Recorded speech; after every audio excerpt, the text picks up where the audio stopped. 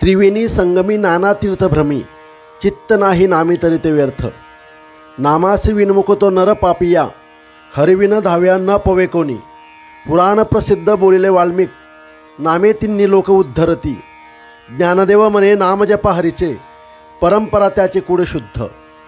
श्री संत ज्ञानेश्वर महाराज अभंगाच्या प्रथम चरणात सांगतात, त्रिवेणी संगमी नाना तीर्थभ्रमी, चित्त नाही नामी तरी ते व्यर्थ।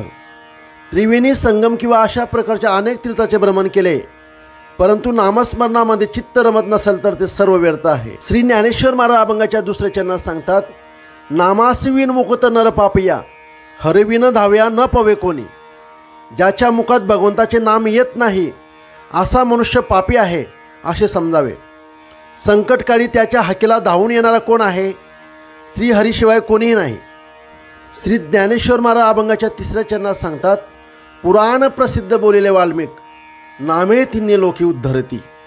नामाने तिन्ही लोकांचा उद्धार होतो असे वाल्मिक ऋषींनी आपल्या प्रसिद्ध पुराणामध्ये रामायणामध्ये सांगितलेले आहे।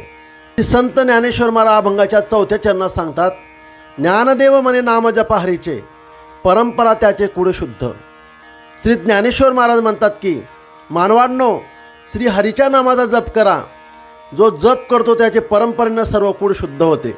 श्री संत ज्ञानेश्वर महाराज हरिपाठातील पुढच्या अभंगाचे चिंतन ऐकण्यासाठी श्रीकृष्ण महाराज या यूट्यूब चॅनलला सबस्क्राईब करून ठेवा। असेच पुढील अभंगाचे चिंतन तुम्हाला ऐकायला मिळतील। राम कृष्ण हरी।